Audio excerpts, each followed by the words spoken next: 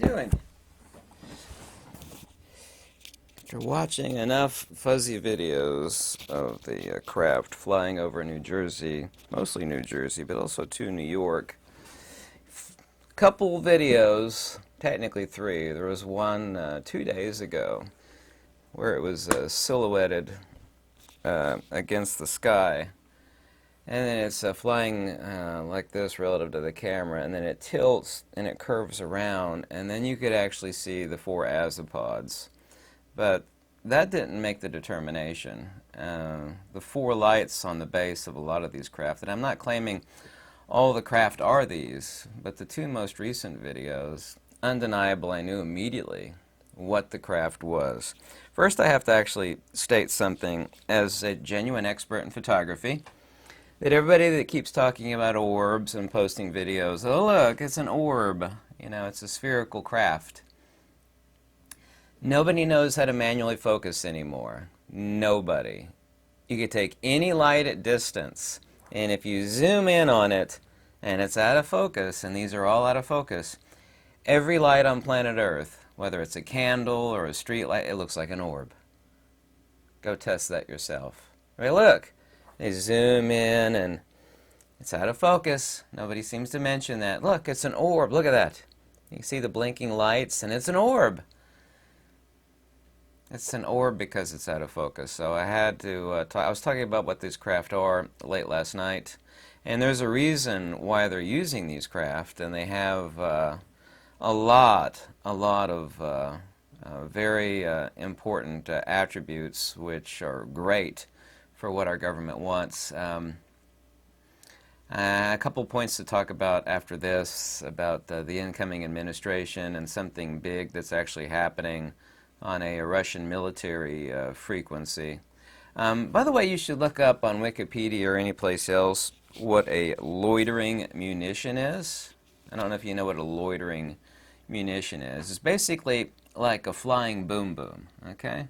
And it's guided by AI, and it's actually waiting for target coordinates, and you just enter it in, and it will fly and make things vanish.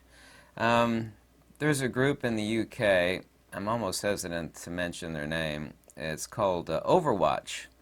And even their main page, you could see what they're focused in on. And they've also, too, ordered these drones. Here it was the agility that drew the attention of the Colorado-based Pterodynamics with Whitehand, noting that we've chose the relationship with these guys strategically. We're also two risk takers.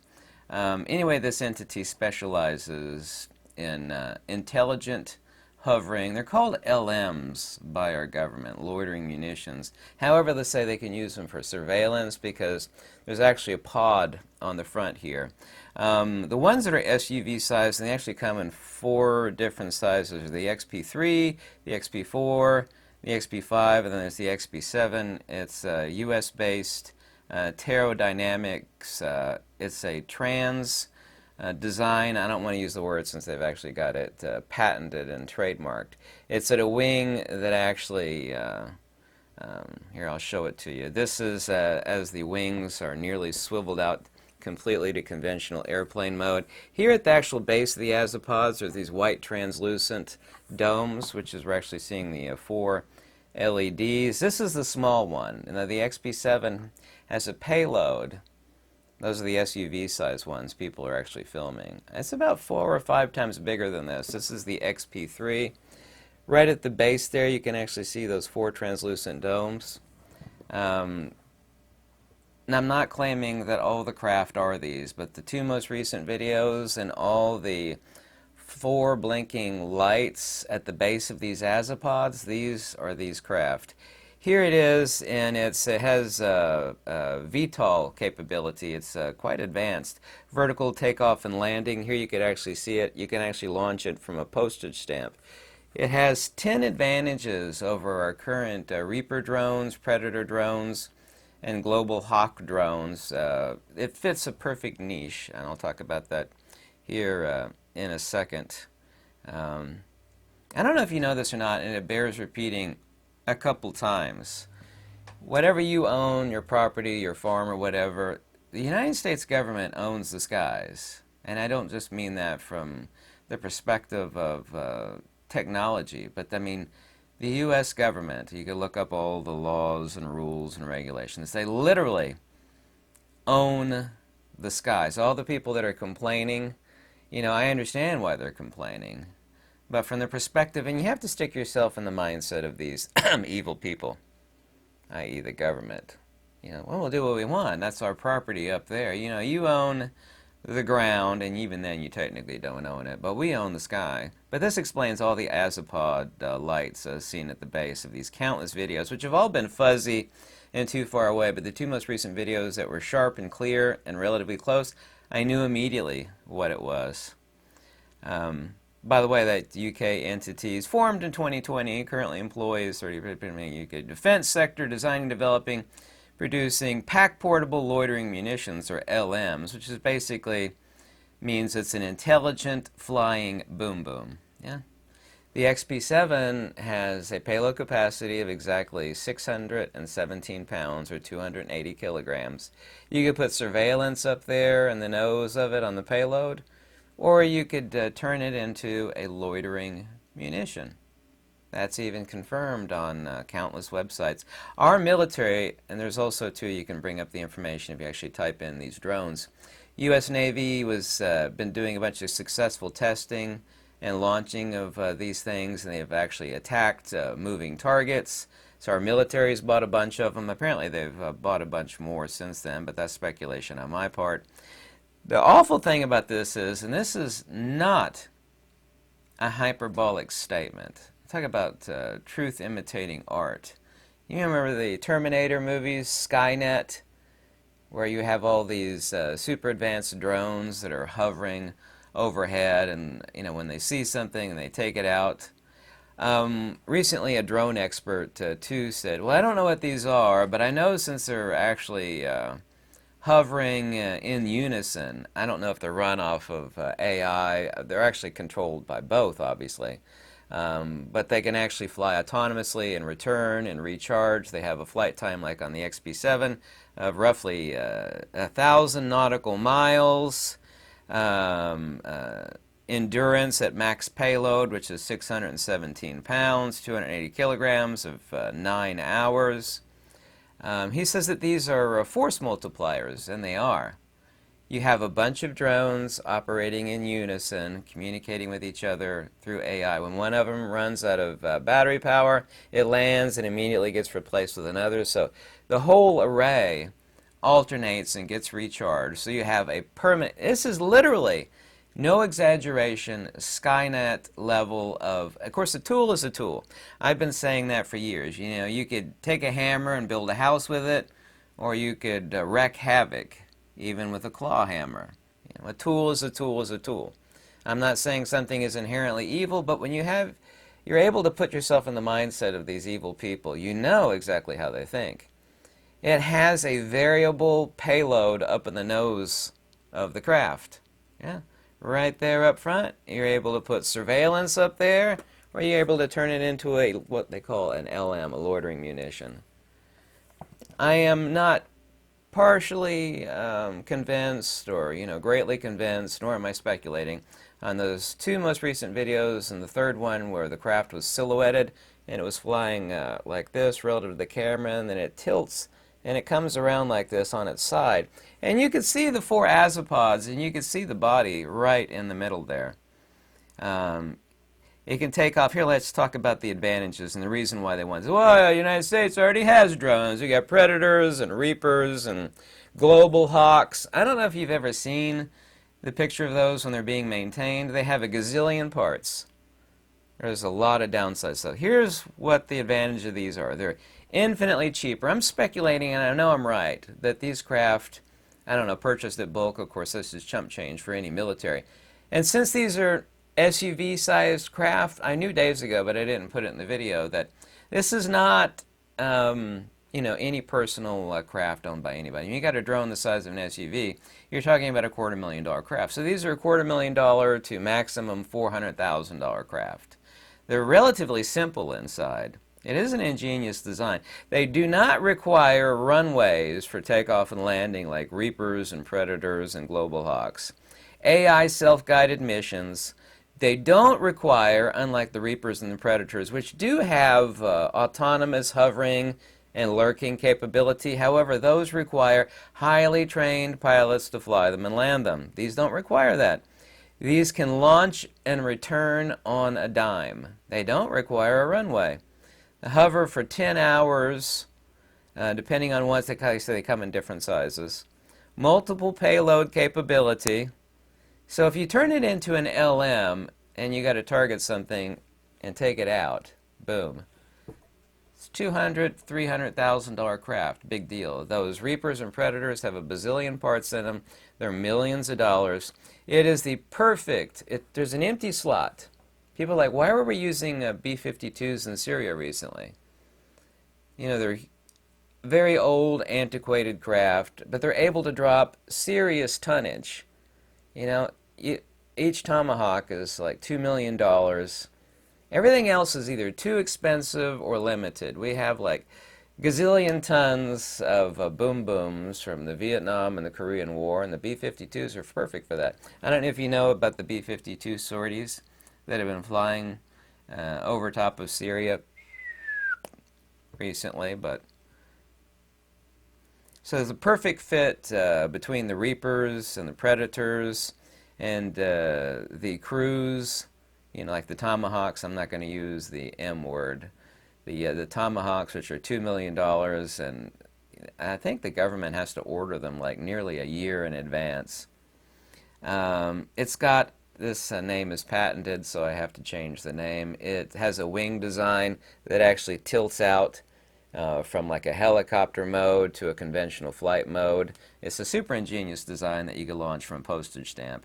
A bazillion less parts. You know, they don't have to have this crazy maintenance like the Predators and the Reapers do. So this is what the military has been looking for. And if you have a bunch of these, and there are many, many, many, many videos, and drone experts have been talking about that they're flying in unison in a pattern, a fabric net over the skies of New Jersey. And they say, well, these, and this of course is an obvious statement, well, that's a force multiplier. These drones are operating in unison. So why are they hovering over New Jersey? I was humorously talking, and this is pure speculation on my part when I say this, that New Jersey and these other states, going to see how long it takes to normalize it to people. Because right now everybody's, you know, demanding action and yelling at their congressmen, and they want the military to say what they are. And of course, these are military craft. Why do you think, you know, if these were like, there is no way these are from another government like China and Russia, they would have been taken out. No way that they're from another guy. They are ours. They're owned by the U.S. military. They are ours. That's the reason why they're not taking them out, and that's why they've been up at the White House press briefing like, hey, there's nothing to worry about. We don't know what these are. Of course, they know exactly what they're. Yeah, we don't know what these are, but there's nothing to worry about. We have no information that these are from another country, which, of course, they're not from another country. That is absolutely true. We think that there's nothing to worry about. Wait a minute, you just contradicted yourself. You said you don't know what they are, when in fact they do know what they are. And 5 seconds later you say, we know they don't pose any hazard or risk to anybody. You know, there's nothing to worry about. It's an inherent contradiction. But they're trying to normalize this to people. I want to know how many weeks of this it takes before the people are like, yeah, those drones have been up there for a few months. You know, I got to go to work and pay the bills, you know. They're not bothering me. It used to be scary, but, you know, I'm used to it now. I want to know how long it takes. It seems like to be a psychological test, and a test on many fronts, actually. Test the equipment, a test to see how long it takes to normalize it to the people. Here's a video, an audio. I like to play you the audio. This is a former CIA operative. His name is Joseph Spencer. His memoir, and I'll read you the important part here. Okay. From sinister plan. In the year 2024, a global event will alter the course of mankind's future. The world will stand witness to a massive alien invasion. Thousands of projected holographic alien warships will blanket the skies, sending people into a global panic. Real military crafts within the holograms will inflict actual damage to the surrounding areas to sell the gimmick. And as a result of the ensuing human chaos, a one-world government will immediately form without any resistance from the people.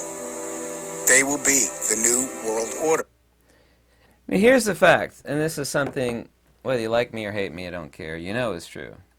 Every government is extremely famous for doing one thing, many things, but this one especially.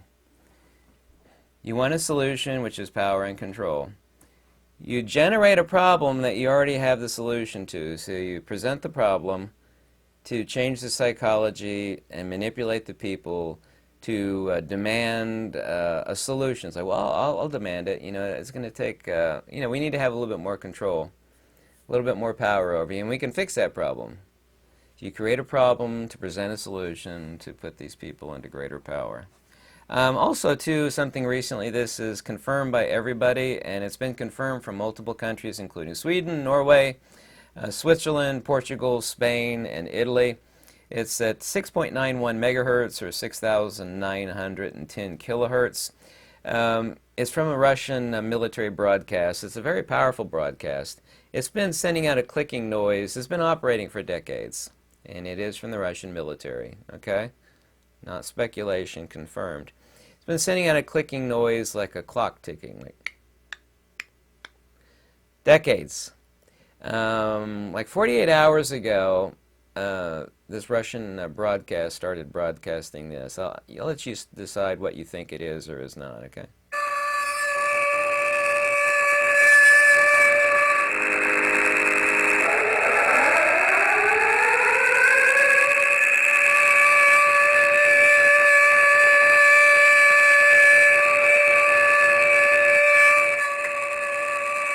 So they're broadcasting an air raid siren. A big event happened from Russia upon Ukraine less than 24 hours ago. I'll let you look that up. Anyway, these are heavy lift VTOL, vertical takeoff and landing, 620 kilogram payload, turbo generator power power engine on these, versatile heavy lift tilt wing. They have a special name I can't use because they have it trademarked. It's a swiveling wing design that's really quite ingenious. You know, like the Harrier jump jets? Well, those things have a bazillion parts in them. They cost $1 bazillion. They're extremely complicated. They require a super, not just a regular pilot, a super advanced pilot to fly those things. They're able to, it has a tilt rotor design and a mid-body engine that lets it lift off, and then it's able to go into a forward flight. This is a super cheap, you know, $200,000 to $400,000 craft. Yeah, but the worst thing about this is that it's actual Skynet. Not like oh, it's a hyperbolic. No, it's actual Skynet. You put a bunch of these that are operating autonomously off of AI. They're awaiting orders on, what to strike. If they have the forward module as a LM, which is basically a flying boom boom. Anyway, Russia, by the way, right now is moving ICBMs into the countryside. These are large trucks, essentially. They're called TELs, or transporter erector launchers. These are the ICBMs. These are not the intermediate range. And the snow-covered back roads throughout the entire nation of Russia. This explains the 4 azipod lights I've been seeing for days and days and days. Here's something else that's really important. Like, why are these drones going on? I said this last night in live stream, and everybody agreed, and you have to agree. Elon Musk and his Doge, or the Department of Government Efficiency, they absolutely, not hyperbolic statement, said flat out, we're going to eliminate 95+% of bureaucratic jobs. In other words, 95% of government workers. They're going to cut off the money to the MIC, the MIC. I assume you know what the MIC is. Let me ask you a question. Do you really think, and people talk about draining the swamp, which I've always thought is humorously ignorant.